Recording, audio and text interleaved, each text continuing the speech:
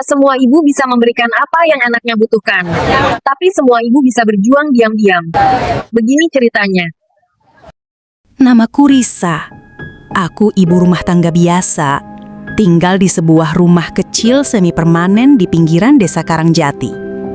Suamiku, Hadi, bekerja sebagai buruh bangunan harian. Penghasilannya tak menentu, tergantung proyek. Tapi kami selalu bersyukur. Kami punya satu orang anak laki-laki bernama Andra, 12 tahun, baru saja lulus SD. Andra anak yang ceria, rajin, dan sangat menyayangi kami. Ia baru saja diterima di SMP negeri impiannya. Hari pengumuman itu, Andra pulang dengan mata berbinar dan suara yang penuh semangat. "Bu, aku diterima. Aku lulus masuk SMP 2. Aku memeluknya erat, tak bisa menahan air mata. Rasanya seperti hadiah dari langit. Namun di balik pelukan dan senyum itu, hatiku mulai cemas. Aku tahu, masuk SMP berarti biaya lebih banyak. Uang buku, sepatu, tas, dan seragam baru. Kami tak punya seragam warisan atau baju seragam bekas yang bisa dipakai. Dandra tumbuh tinggi tahun ini, semua baju lamanya sempit. Hari-hari berikutnya, aku mulai bertanya-tanya pada ibu-ibu lain tentang harga seragam. Satu setel baju dan celana saja sudah ratusan ribu. Belum lagi sepatu, dasi, atribut lainnya. Jumlahnya membuatku terdiam lama di dapur malam itu. Aku tak ingin Andra tahu. Aku ingin hari pertamanya di SMP menjadi kenangan indah. Bukan rasa malu karena harus mengenakan baju SD atau pinjaman. Maka, diam-diam, aku mulai menabung. Uang belanja kadang ku bawa pulang sedikit. Uang kembalian ku bungkus dan kuselipkan di belakang lemari dapur di dalam kotak plastik bekas kue lebaran. 1.000, 2.000, bahkan 500-an pun aku simpan. Kadang aku juga mencuci pakaian tetangga, membantu ibu-ibu lansia memetik cabai, atau berjualan gorengan kecil di sore hari. Semua hasilnya, meski tak seberapa, masuk ke kotak itu. Aku bahkan sempat menjahitkan sarung bantal dari kain sisa milik Bu RT. Suamiku berusaha juga, tapi malang tak bisa ditolak. Proyek tempat Hadi bekerja tiba-tiba dihentikan mendadak karena ada masalah legal. Hadi menganggur lebih dari 2 minggu. Kami mulai berhemat, makan dengan lauk tempe dan garam pun sudah biasa. Tapi aku tetap menabung, sedikit demi sedikit. Hingga suatu malam, seminggu sebelum hari pertama sekolah, Andra pulang dengan wajah tertunduk. "Bu," katanya pelan, "teman-teman udah beli seragam baru. Semuanya, nggak ada yang pakai baju SD lagi." Aku hanya tersenyum, menyembunyikan air mata yang mendesak keluar. Andra menatapku lalu berkata dengan suara lirih, "Nggak apa-apa kok, Bu.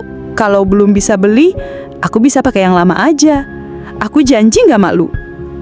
Kalimat itu seperti pisau yang mengiris perlahan. Malam itu aku membuka kotak di belakang lemari. Aku hitung satu persatu. Jumlahnya masih jauh dari cukup. Aku merasa gagal. Aku menangis di dapur, berusaha tidak bersuara. Lalu aku ingat satu-satunya benda berharga yang kupunya. Sebuah cincin kawin sederhana, hadiah dari Hadi saat kami menikah. Cincin itu bukan emas mahal, tapi punya arti dalam hidupku. Sudah menemaniku melewati pahit manis pernikahan, suka duka sebagai ibu rumah tangga. Esok paginya sebelum fajar, aku berangkat ke pasar. Toko emas di pojokan gang sudah buka. Aku serahkan cincinnya dengan tangan bergetar. Pemilik toko memandangku. Mungkin bisa menebak dari wajahku kalau aku tak datang untuk menjual sukarela. Ia mengangguk dan berkata, "Saya bantu ya, Bu. Ini mungkin gak banyak, tapi cukup untuk 2 setel seragam dan sepatu murah." Aku mengangguk, tak bisa berkata-kata. Aku membeli seragam di koperasi sekolah, sepatu di toko kecil dekat pasar, dan bahkan sempat membeli kaos kaki 2 pasang. Aku bungkus semuanya rapi dan sembunyikan di lemari. Hari pertama sekolah, aku bangunkan Andra lebih pagi. Ia terkejut melihat seragam baru tergantung di pintu. Matanya membesar, lalu berlari memelukku. "Bu, ini buat aku. Yang baru. Serius?" Aku mengangguk dan berkata, "Iya nak, kamu pantas mendapatkannya." Hari itu Andra berangkat sekolah dengan bangga. Seragamnya pas, sepatu barunya mengkilap. Aku mengantar sampai gerbang, menatap punggungnya menjauh. Hatiku penuh haru, tapi juga penuh lega. Tak lama kemudian, Hadi mendapat pekerjaan baru di proyek perumahan desa tetangga. Hidup mulai membaik perlahan. Dan aku menyimpan kotak bekas kue itu, kosong tapi penuh kenangan. Andra tak pernah tahu bagaimana seragam itu datang. Tapi aku yakin suatu hari saat ia jadi ayah kelak, ia akan mengerti apa arti perjuangan orang tua. Dan aku percaya cinta seorang ibu tak harus besar. Cukup diam-diam dan tulus walau hanya lewat uang receh.